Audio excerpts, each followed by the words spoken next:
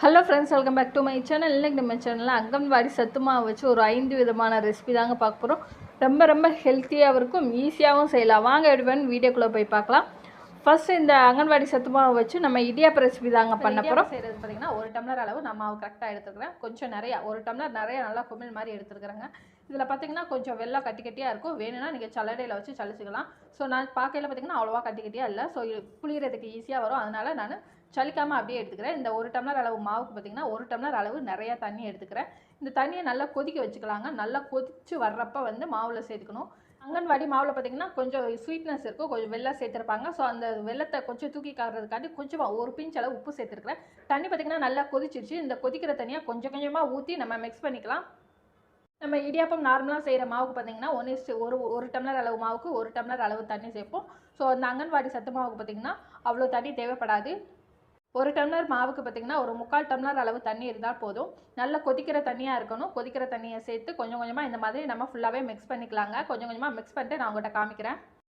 கொஞ்சமாக பார்த்திங்கன்னா மிக்ஸ் பண்ணி எடுத்துக்கிறேன். லாஸ்ட்டாக பார்த்திங்கன்னா கொஞ்சமாக தண்ணி சேர்க்குறேன். இந்த அளவுக்கு தண்ணி போதும். பேலன்ஸ் இவ்வளோ தண்ணியை நான் சேர்க்கவே இல்லை, தனியாக எடுத்து வச்சுட்டு கொஞ்சமாக தண்ணி ஊற்றி தேவையான அளவு தண்ணி சேர்த்து நல்லா மிக்ஸ் பண்ணி எடுத்துக்கோங்க. 1 டம்ளர் அளவுக்கு மாவு 3/4 டம்ளர் அளவு தண்ணி இருந்தால் போதும். இப்போ இது கை வச்சு பிணைய முடியாது. ஸோ மூடி ஒரு 10 நிமிஷம் கழிச்சு நம்ம ஓப்பன் பண்ணி பார்த்துக்கலாம். நல்லா கை பொறுக்கிற அளவுக்கு சூடு வந்தோடனே நம்ம கைட்டை மிக்ஸ் பண்ணிக்கலாம். கரண்டில் உள்ள மாவுலாம் எடுத்துகிட்டு பார்த்திங்கன்னா கைட்டை நல்லா மிக்ஸ் பண்ணி ஒன்று போல் சேர்த்து விட்டுக்கலாங்க. நான் கொஞ்சம் கூட எண்ணெயே சேர்க்கல. உங்களுக்கு தேவைப்பட்டால் நீங்கள் லைட்டாக கையில் எண்ணெய் சேர்த்துக்கோங்க. நான் எண்ணெயே சேர்க்காமல் பார்த்திங்கன்னா நல்லா பிசைஞ்சு எடுத்துக்கிறேங்க. பாத்திரத்துலேயும் மாவு ஒட்டாமல் கையிலையும் மாவு ஒட்டாமல் கொஞ்சம் கூட எண்ணெயும் சேர்க்காமல் நல்லா அந்த அளவுக்கு நான் பிசைஞ்சு எடுத்துட்டேன்.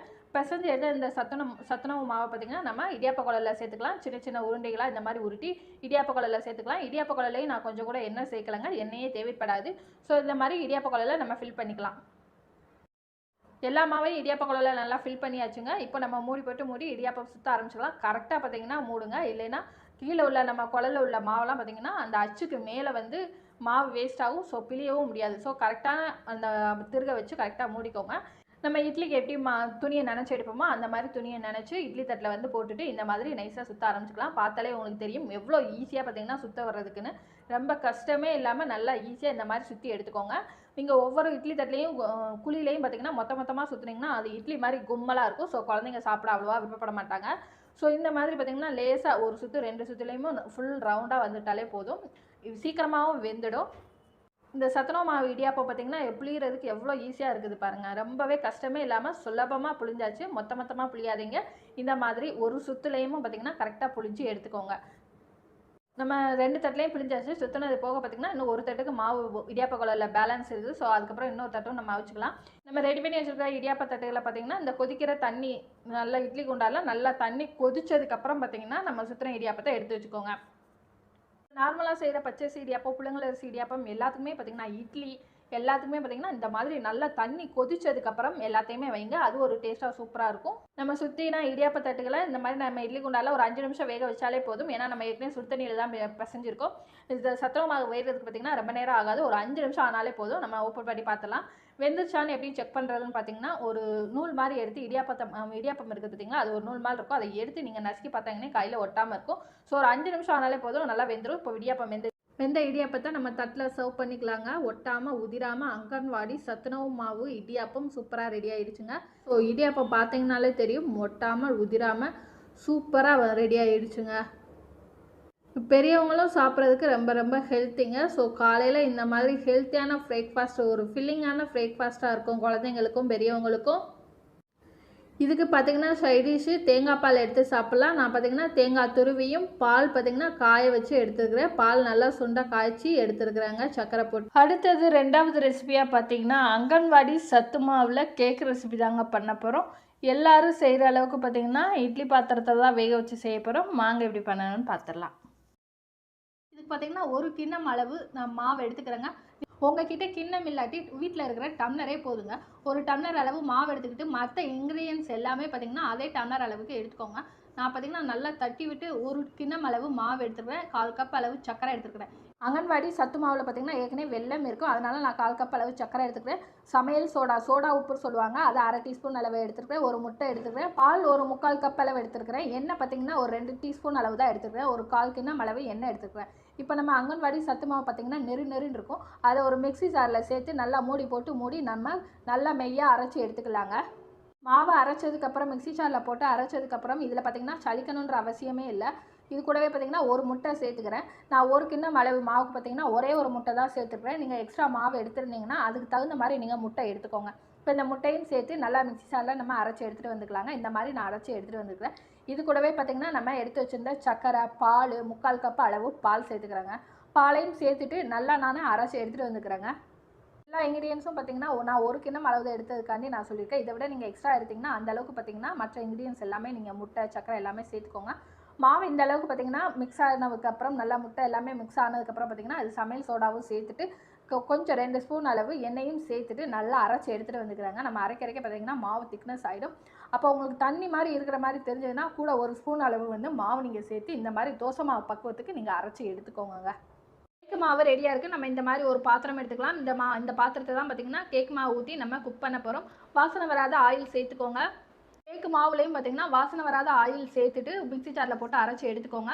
வாசனையே வராத ஆயில் கோல்டு வின்னர் அந்த மாதிரி எடுத்துக்கோங்க. எடுத்துகிட்டு இந்த மாதிரி கிண்ணம் ஃபுல்லாகவே பார்த்திங்கன்னா எண்ணெய் படுற மாதிரி நம்ம தடவி எடுத்துக்கலாங்க. இந்த கிண்ணத்தை எண்ணெய் பார்த்திங்கன்னா கிண்ணம் ஃபுல்லாக அப்ளை பண்ணதுக்கப்புறம் இதில் பார்த்திங்கன்னா நான் கோதுமை மாவு சேர்த்துக்கிறேங்க. கொஞ்சமாக 1/2 ஸ்பூன் அளவு கோதுமை மாவு சேர்த்துட்டு அந்த கிண்ணம் ஃபுல்லாமே நான் இந்த மாதிரி டஸ்ட் பண்ணி எடுத்துக்கிறேன் கோதுமை மாவை. அப்போ தான் பார்த்திங்கன்னா கேக் நல்லா ஒட்டவும் செய்யாது, அடி பிடிக்கவும் செய்யாது. இந்த மாதிரி எண்ணெய் கோதுமை மாவு சேர்க்காமல் நீங்கள் அடியில் பட்டர் ஷீட் போட்டாலே போதும். அதுவும் பார்த்திங்கன்னா அடி பிடிக்காமல் நல்லா வரும். இந்த மாதிரி கோதுமை மாவு சேர்த்து கிண்ணம் முழுவதையும் நம்ம டஸ்ட் பண்ணி எடுத்துக்கணுங்க. இப்போ இந்த மாவு டஸ்ட் பண்ண கிண்ணத்தில் பார்த்திங்கன்னா நம்ம ரெடி பண்ணி வச்சுருந்த கேக்கு மாவை இதில் ஊற்றிக்கலாங்க. மிக்ஸி ஜாரில் உள்ளது எல்லாத்தையுமே ஊற்றிட்டு மாவை பார்த்திங்கன்னா இந்த மாதிரி கிண்ணத்தில் நம்ம தட்டி விட்டுக்கலாங்க. ஏன்னா ஏர் பபிள்ஸ் இருந்தாலும் சரியாக குக் ஆகாது. இந்த மாதிரி தட்டி விட்டுக்கோங்க. இப்போ இட்லி குண்டா வச்சுட்டு பார்த்திங்கன்னா அடியில் பார்த்திங்கன்னா ஒரு தட்டு சேர்த்துக்கிறேங்க. தட்டு வச்சுட்டு இது மாதிரி ஃப்ரீ ஹீட் பண்ணிக்கலாங்க. ஒரு 10 நிமிஷம் நல்லா ஹீட் ஆகட்டும். ஹீட் ஆனதுக்கப்புறம் நம்ம ஓப்பன் பண்ணி நம்ம ரெடி பண்ண கேக் மாவு பார்த்திங்கன்னா அந்த தட்டுக்கு மேலே நம்ம வச்சிடலாங்க. 10 நிமிஷம் ஃப்ரீ ஹீட் பண்ணியிருக்கிறதுனால இட்லி குண்டா சூடும் பார்த்து கவனமாக வச்சுட்டு நடு சென்டரில் பார்த்திங்கன்னா அந்த மாவை கரெக்டாக வச்சுக்கலாம். வச்சுட்டு இப்போ மூடி போட்டு மூடிக்கலாங்க. இந்த கேக் பார்த்திங்கன்னா ஒரு 30லேருந்து ஒரு 40 நிமிஷம் வரைக்கும் ரொம்ப மீடியம் ஃப்ளேமில் அப்படியே ஹீட் பண்ணி நம்ம குக் பண்ணி எடுத்துக்கலாம். இப்போ பார்த்திங்கன்னா ஒரு 20 நிமிஷம் ஆயிடுச்சுங்க. ஒரு 20 நிமிஷம் கேக் வந்து பார்த்திங்கன்னா பாதி குக் ஆனதுக்கப்புறம் பார்த்திங்கன்னா நான் ஓப்பன் பண்ணி இது டெக்கரேஷனுக்காண்டி நான் முந்திரி வைக்க போகிறேங்க. நீங்கள் முந்திரி வந்து பார்த்திங்கன்னா அங்கங்கே கேக்கில் கடிப்படணும்னு நினச்சிங்கன்னா நீங்கள் மாவு சேர்க்கும் போதே அந்த மிக்ஸி ஜாரில் சேர்த்துட்டு இந்த டின்னில் அந்த பாத்திரத்தில் சேர்க்கும் போதே பார்த்திங்கன்னா முந்திரி கொஞ்சம் கலந்து விட்டு டேப் பண்ணிவிட்டு இந்த மாதிரி குக் பண்ணி எடுத்திங்கன்னா முந்திரி பார்த்திங்கன்னா அங்கங்கே கடிப்படும். ஸோ நான் டெக்கரேஷனுக்காண்டி இந்த மாதிரி நான் முந்திரி வச்சுட்டு நைஃபை வச்சு கொஞ்சமாக நான் அழுத்தி விட்டுக்கிறேங்க. ஏன்னா அப்போ தான் பார்த்திங்கன்னா முந்திரி விழுகாமல் இருக்கும். ஸோ நைஃப் வச்சு லைட்டாக அழுத்தி கொடுத்துக்கிறேன். அழுத்தி கொடுத்துட்டு மூடி ஒரு 15 நிமிஷம் குக் ஆனதுக்கப்புறம் நம்ம எப்படி இருக்குதுன்னு பார்த்துடலாங்க. இப்போ ஒரு 15 நிமிஷம் ஆயிடுச்சு. நம்ம ஓப்பன் பண்ணி பார்த்துடலாங்க. இட்லி பாத்திரம் பார்த்திங்கன்னா ரொம்ப ஹீட்டாக இருக்கும். ஸோ கவனமாக பார்த்து ஹேண்டில் பண்ணுங்கள். இப்போ ஒரு நைஃப் வச்சு நம்ம குத்தி பார்த்துக்கலாங்க. ஒட்டாமல் வந்துச்சு. கேக் வந்து நல்லா குக் ஆகிடுச்சுன்னு அர்த்தங்க. உங்கள்கிட்ட ஒரு ஸ்பூனு இல்லை வேறு குச்சி எதுனா இருந்தாலும் டூ ஸ்டிக்கு அந்த மாதிரி குச்சி இருந்தாலும் இந்த மாதிரி நீங்கள் குத்தி பார்த்துக்கோங்க. குச்சியில் ஸ்பூனில் இந்த மாவு ஒட்டாமல் வரணும். அப்படி ஒட்டாமல் இருந்துச்சுன்னா கேக் வந்து நல்லா குக் ஆகிடுச்சுன்னு அர்த்தம். பாத்திரமும் பார்த்திங்கன்னா கொஞ்சம் கூட வேஸ்ட் ஆகலை. பாத்திரமும் நல்லா தான் இருக்குது. பார்த்தாலே உங்களுக்கு தெரியும். இப்போ நல்லா ஆறிடுச்சுங்க. நல்லா ஆறினதுக்கப்புறம் பார்த்திங்கன்னா நைஃப் வச்சு ஓரங்களில் எடுக்கும்போது ஈஸியாக பார்த்திங்கன்னா கேக் அன்மோல்ட் ஆகி வருதுங்க. இப்போ நம்ம வேறு பாத்திரத்தில் இந்த மாதிரி நம்ம கவுத்தி எடுத்துக்கலாங்க. தட்ட வேண்டிய எந்த அவசியமும் இல்லை. ஈஸியாக அன்மோல்ட் ஆகி வந்துருச்சுங்க. வீட்டில் இருக்கக்கூடிய சிம்பிளான இன்க்ரீடியன்ட் வச்சு அங்கன்வாடி சத்து மாவு கேக் நல்லா ஃப்ளஃபியாக நல்லா உப்பி வந்திருந்ததுங்க. நல்லா சாஃப்டாக. 3வது ரெசிபி என்னன்னு பார்த்துடலாங்க. 3வது ரெசிபி பால்கோவா ரெசிபி தாங்க பண்ண போகிறோம். ரொம்ப சிம்பிளாக ஈஸியாக தான் இருக்கும். அங்கன்வாடி சத்து மாவு வச்சு பெட்டிக்கடை பால்கோவா வாங்க எப்படி பண்ணணும்னு பார்த்துடலாம். 2 கப் அளவு அங்கன்வாடி சத்து மாவுக்கு பார்த்திங்கன்னா அரை கிண்ணத்துலேருந்து ஒரு 3/4 கிண்ணம் அளவு வந்து வாசனை வராத ஆயில் தேவைப்படும். அது எடுத்துக்கோங்க. ரீஃபண்ட் ஆயில் எதுனா எடுத்துக்கோங்க.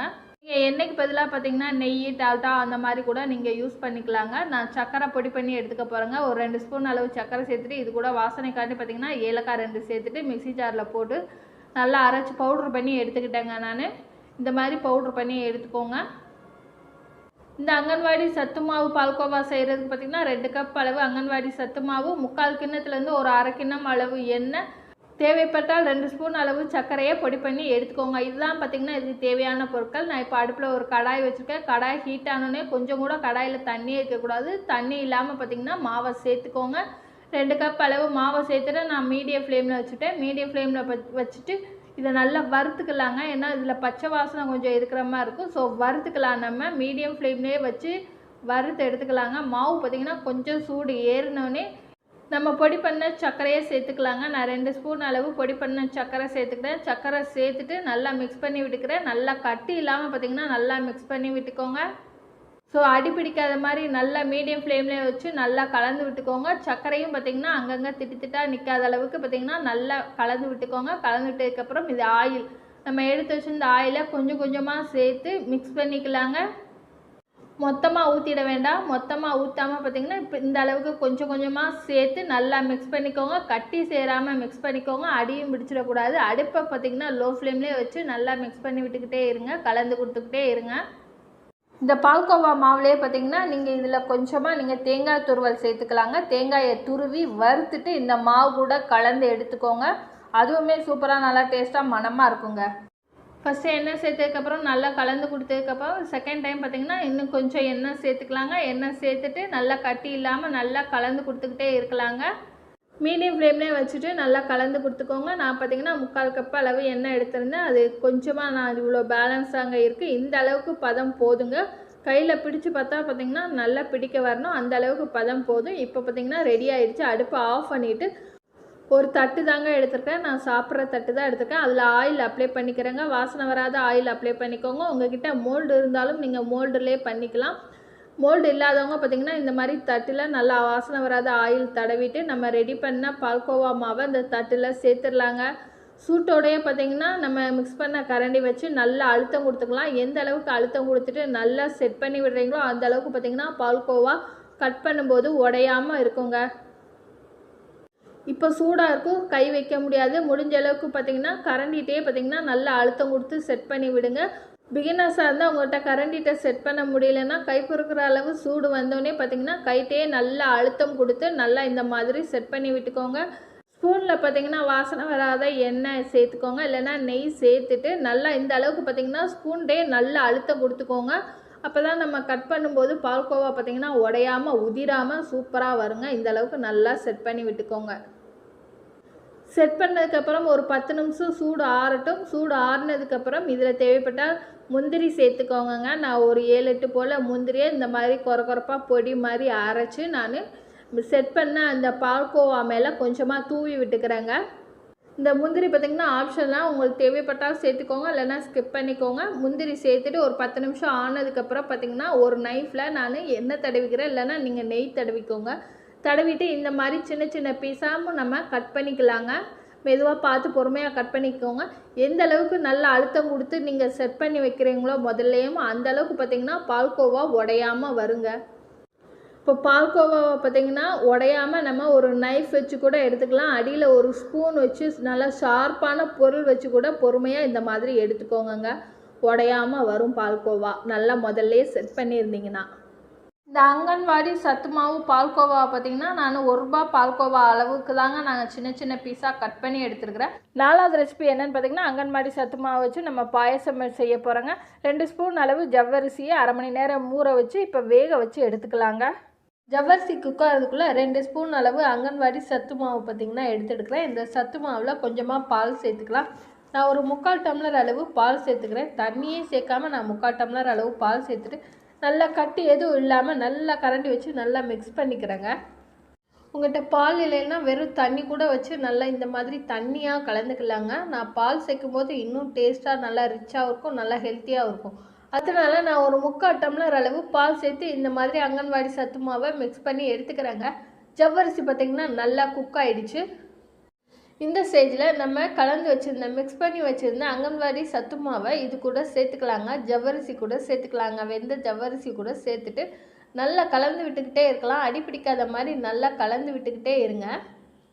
அங்கன்வாடி சத்து மாவு குக் ஆகிறதுக்கு ஒரு 5லேருந்து ஒரு 8 நிமிஷம் ஆகும். மாவு சேர்த்த விட்டு பார்த்திங்கன்னா நல்லா கலந்து கொடுத்துக்கிட்டே இருங்க. நான் அடி பிடிச்சிடும், மாவு திக்னஸ் ஆக ஆரம்பிக்கும். அதனால் மாவு சேர்த்தோடனே நல்லா கலந்து கொடுத்துக்கிட்டே இருங்க. அடுப்பை மீடியம் ஃப்ளேம்லேயே வச்சு சேர்க்கையில் பார்த்திங்கன்னா உங்களுக்கு அங்கே நல்லா தண்ணியாக இருந்தது.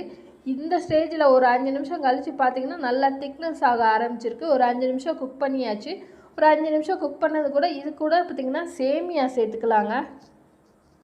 நான் இதில் வறுத்த சேமியா தாங்க சேர்த்துக்கிறேன். நீங்கள் வறுக்காத சேமியா கூட சேர்த்துக்கலாம். பாயசத்துக்கு யூஸ் பண்ணுற சேமியா கூட சேர்த்துக்கலாங்க. சேர்த்துட்டு இந்த சேமியா குக் ஆகிறதுக்கு 2 நிமிஷம் ஆகும். குக் ஆனதுக்கப்புறம் நான் உங்கள்கிட்ட காமிக்கிறேங்க. இப்போ சேமியா சேர்த்துட்டு ஒரு 2 நிமிஷத்துலேயே பார்த்திங்கன்னா நல்லா குக் ஆகிடுச்சு. குக் ஆனதுக்கப்புறம் இது கூட நம்ம நாட்டு சக்கரை சேர்த்துக்கலாங்க. ஏன்னா அங்கன்வாடி சத்து மாவில் கொஞ்சம் ஸ்வீட்னஸ் இருக்கும். நாட்டு சக்கரை சேர்த்துக்கலாங்க. ஒரு 3லேருந்து ஒரு 4 ஸ்பூன் அளவு மட்டும் நாட்டு சக்கரை சேர்த்துட்டு நல்லா மிக்ஸ் பண்ணி விட்டுக்கலாங்க. நாட்டு சக்கரை கரையிற உடனே ஆஃப் பண்ணிடலாங்க. ஒரு நிமிஷம் தான் ஆகும். அந்த ஹீட்லேயே பார்த்திங்கன்னா நல்லா நாட்டு சக்கரை மெல்ட் ஆகிடும். நாட்டு சக்கரைக்கு பதிலாக நீங்கள் வீட்டில் இருக்கிற சக்கரை நார்மலான ஜீனியே சேர்த்துக்கலாம். இந்த ஜீனி சேர்க்கும்போது கூடவே பார்த்திங்கன்னா ஏலக்காய் சேர்த்துக்கோங்க. நல்லா வாசமாக மணமாக இருக்கும். பாயசத்துக்கு முந்திரி தேங்காய் வறுக்கிறதுக்காண்டி 1 ஸ்பூன் அளவு நெய் சேர்த்துருக்குறேங்க. உங்களுக்கு நெய்யோட ஸ்மெல் பிடிக்கும்னா நிறையாவே சேர்த்துக்கலாம். நான் கொஞ்சமாக சேர்த்துட்டு பொடுசாக கட் பண்ணின தேங்காவை சேர்த்துருக்குறேன். முந்திரியுமே பொடுசாக கட் பண்ணி வச்சுருக்கிறேன். நெய்யிலே பார்த்திங்கன்னா நல்லா பொன்னிறமாக 2ஐயும் வறுத்து எடுத்துக்கலாங்க. இது கூடவே கிஸ்மிஸ் பழம், பாதாம் அந்த மாதிரி இருந்தால் கூட உங்களுக்கு வீட்டில் இருக்கிற என்ன நட்ஸ் இருக்கிறோ அதை கூட நீங்கள் சேர்த்து இந்த மாதிரி வறுத்து பாயசத்தில் சேர்த்துக்கலாங்க. நல்லா வறுபட்டுச்சு. நான் அடுப்பை ஆஃப் பண்ணிட்டேன். இப்போ பாயசத்தை நம்ம சர்வ் பண்ணிக்கலாங்க. பாயசத்தை நம்ம கிண்ணத்தில் சர்வ் பண்ணிவிட்டு நம்ம வறுத்து எடுத்து வச்சுருந்த முந்திரியையும் தேங்காவையும் இதுக்குள்ளே சேர்த்துடலாங்க. அவ்வளோதாங்க. சூப்பராக ட்ரெடிஷ்னலாக நம்ம அங்கன்வாடி சத்து மாவு வச்சு ஒரு பாயச ரெசிபி, பால் பாயச ரெசிபி செஞ்சாச்சுங்க. 5வது ரெசிபி என்னன்னு பார்த்தீங்கன்னா புட்டு தாங்க செய்ய போகிறோம். அங்கன்வாடி சத்து மாவு வச்சு சூப்பரான புட்டு ரெசிபி. வாங்க எப்படி பண்ணணும்னு பார்த்துடலாங்க. இந்த புட்டு ரெசிபி அங்கன்வாடி சத்து மாவு வச்சு தான் புட்டு பண்ண போகிறோம். இந்த புட்டு ரெசிபி பண்ணுறதுக்கு அங்கன்வாடி சத்து மாவு 2 கப் அளவு எடுத்துட்டுக்கிறேன். நான் கொஞ்சமாக தண்ணி சேர்த்து நல்லா பிசைஞ்சு மிக்ஸ் பண்ணி எடுத்துக்கிறேங்க. 2 ஸ்பூன் அளவு தண்ணி இருந்தால் போதும். தண்ணி இதுக்கு அதிகமாக தேவைப்படாது. கொஞ்சமாக தண்ணி தெளித்து விட்டு நல்லா அகலமான பாத்திரத்தில் எடுத்துக்கோங்க. நல்லா தெளித்து விட்டு நல்லா பூ போல் இந்த பக்குவத்துக்கு நல்லா பிசைஞ்சு எடுத்துக்கோங்க. சர்க்கரை சேர்க்க தேவையில்லை. இல்லை ஏற்கனவே நல்லா பார்த்திங்கன்னா சர்க்கரை சேர்த்துருக்கோம். புட்டு மாவு பக்குவம்னு பார்த்திங்கன்னா நல்லா மாவு பிசைஞ்சதுக்கப்புறம் பிடிக்க வரணும். இப்படி ஊற்றி விட்டால் நல்லா உதிரணுங்க. அதான் பார்த்திங்கன்னா புட்டு மாவு பக்குவம். நல்லா சாஃப்டாக ரெடி ஆகிடுச்சு புட்டு மாவு. நான் 1 கப் அளவு தண்ணி எடுத்திருந்தேன். அந்தளவு தண்ணி தேவைப்படாது. ஒரு 2 ஸ்பூன் அளவு மட்டும் தண்ணி தேவைப்படுங்க. அவ்வளோதான். நிறைய தண்ணி சேர்த்துடக்கூடாது. அப்படி இருந்தால் களி மாதிரி ஆகிடும். இப்போ இதுக்கு ஏலக்காய் நம்ம சேர்த்துக்கலாங்க. உங்கள்கிட்ட ஏலக்காய் தூள் இருந்தால் டைரெக்டாக அப்படியே சேர்த்துக்கோங்க. என்கிட்ட ஏலக்காய் தூள் இல்லாததுனால 2 ஏலக்காய் மிக்ஸி ஜாரில் சேர்த்து இது கூடவே கொஞ்சமாக சர்க்கரை சேர்த்து நான் அரைச்சி சேர்த்துக்கிறேங்க. ஏன்னா ஏலக்காய் மட்டும் சேர்த்தா மிக்ஸி ஜாரில் அரைப்படாது. அதனால 2 ஏலக்காய் 1 ஸ்பூன் அளவும் சர்க்கரையும் சேர்த்து பவுட்ரு பண்ணி நான் புட்டு மாவில் சேர்த்துக்கிறேங்க. ஏலக்காய் சேர்க்கும் போது நல்லா வாசமாக நல்லாயிருக்கும். சேர்த்துட்டு நல்லா கலந்து கொடுத்துக்கலாம். இப்போ புட்டு மாவு ரெடி ஆகிடுச்சு. இதுக்கு தேங்காய் துருவல் பார்த்திங்கன்னா நல்லாயிருக்கும் சாப்பிட்றதுக்கு. ஸோ தேங்காய் துருவலும் துருவி எடுத்துக்கோங்க. நீங்கள் இட்லி குண்டானில் மொத்தமாக துணியில் வேக வைக்கணுன்னாலும் வேக வைக்கலாம். இந்த மாதிரி டம்ளரில் புட்டு கொலா இல்லாதவங்க இந்த மாதிரி டம்ளரில் கொலா புட்டு மாதிரி செஞ்சால் நல்லா டேஸ்ட்டாக இருக்கும். அதுக்கு ஒரு டம்ளர் எடுத்துக்கலாங்க. டம்ளரில் எண்ணெய் எதுவுமே தடவாமல் ஃபஸ்ட்டு புட்டு மாவு பார்த்திங்கன்னா 2 ஸ்பூன் அளவு சேர்த்துக்கலாம். அதுக்கப்புறம் 1 ஸ்பூன் அளவு துருவின தேங்காய் சேர்த்துக்கலாம். அதுக்கப்புறம் 2 ஸ்பூன் அளவு புட்டு மாவு, மேலே 1 ஸ்பூன் அளவு தேங்காய். அந்த மாதிரி நல்லா ஃபில் பண்ணிக்கோங்க. எல்லா டம்ளரையும் ஃபில் பண்ணிட்டு ஒரு இட்லி குண்டானை வச்சுக்கலாம். தண்ணி நல்லா கொதிச்சு வர ஸ்டேஜில் நம்ம டம்ளரில் ஃபில் பண்ண புட்டு எல்லாத்தையுமே நம்ம வச்சுக்கலாங்க. நான் 4 டம்ளரில் பார்த்திங்கன்னா நல்லா புட்டு செஞ்சது. ஸோ 4 டம்ளரில் இந்த மாதிரி வச்சுக்கலாங்க. வச்சுட்டு மூடி ஒரு மீடியம் ஃப்ளேமில் ஒரு 8லேருந்து ஒரு 10 நிமிஷம் வரைக்கும் வேக வச்சுக்கலாங்க. ஹை ஃப்ளேமில் வேண்டாம், மீடியம் ஃப்ளேமில் வேக வச்சுட்டு ஒரு 10 நிமிஷம் கழித்து நம்ம ஓப்பன் பண்ணி பார்க்கலாங்க. இட்லி துணியில் மொத்தமாக வேக வைக்கும்போது கொஞ்சம் கட்டியாக இருக்கும். குழந்தைங்க அவ்வளோவா விரும்பி சாப்பிட மாட்டாங்க. இந்த மாதிரி கொஞ்சம் டிஃப்ரெண்ட்டாக கலர்ஃபுல்லாக செஞ்சு கொடுக்கும்போது கண்டிப்பாக குழந்தைங்க விரும்பி சாப்பிடுவாங்க. இப்போ ஒரு 10 நிமிஷம் கழிச்சு நம்ம ஓப்பன் பண்ணி பார்த்துடலாங்க. ஓப்பன் பண்ணி பார்த்துட்டு ஒரு டம்ளரில் உள்ள தேங்காவை மட்டும் நல்லா லைஸாக ஒதுக்கிட்டு இந்த மாதிரி கைட்டை நல்லா அழுத்தி பார்த்தா கையில் ஒட்டாமல் இருந்துச்சுன்னா நல்லா புட்டு வெந்துருச்சுன்னு அர்த்தம். ஸோ நான் அடுப்பை ஆஃப் பண்ணிவிட்டு ஹீட் ஆறுனதுக்கப்புறம் இந்த கொலாப்புட்டை நம்ம சர்வ் பண்ணிக்கலாங்க. டம்ளர்லேருந்து ஹீட்டு ஃபுல்லாக ஆறுனதுக்கப்புறம் நம்ம இப்போது டம்ளரில் உள்ள புட்டை நம்ம சர்வ் பண்ணிக்கலாங்க. ஒவ்வொன்றா தட்டி எடுத்துக்கலாம். லேசாக கவுத்திட்டு லேசாக தட்டுனாலே போதும். நல்லா ஈஸியாக பூ போல் நல்லா சாஃப்டாக எப்படி உதிர்ந்து வருது பாருங்கள். அங்கன்வாடி சத்து மாவு வச்சு இந்த 5 விதமான ரெசிபி ஈஸியாக சிம்பிளாக பிகினர்ஸ் கூட செய்கிற அளவுக்கு நான் உங்களோட ஷேர் பண்ணியிருக்கேங்க. நீங்களும் இந்த ரெசிபிஸ் எல்லாம் உங்கள் வீட்டில் உங்கள் குழந்தைங்களுக்கு செஞ்சு கொடுங்க. செஞ்சு கொடுத்துட்டு எப்படி இருந்தேன்னு உங்களோட ஃபீட்பேக்கை என்னோட கமெண்ட் பாக்ஸில் கமெண்ட் பண்ணுங்கள். இந்த ரெசிபிஸ் எல்லாம் பிடிச்சிருந்தா லைக் பண்ணுங்கள், ஷேர் பண்ணுங்கள், மறக்காமல் என்னுடைய சேனலை சப்ஸ்கிரைப் பண்ணிக்கோங்க. Bye friends, thank you. இன்னொரு வீடியோவில் பார்க்கலாம்.